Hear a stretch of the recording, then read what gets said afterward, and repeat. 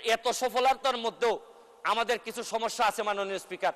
দ্রব্যমূল্যের অবস্থা খুবই খারাপ মাননীয় স্পিকার।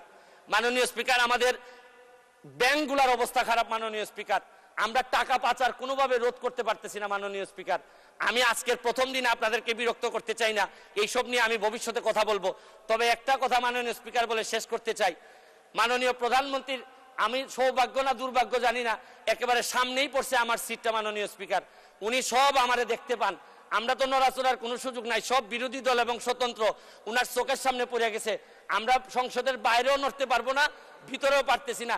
তবে আমি ভয় পাই, মাননীয় প্রধানমন্ত্রীর পিছনে যারা বসছেন তারা তো সকল ক্ষমতার উৎস, তাদেরকে মাননীয় প্রধানমন্ত্রী সবসময় হয়তো চোখে দেখতে পারেন না। তবে আমার বিশ্বাস মাননীয় প্রধানমন্ত্রী আমাদেরকে যেভাবে দেখবেন, পিছনে যারা আছে এদেরকে যদি একটু চেক করেন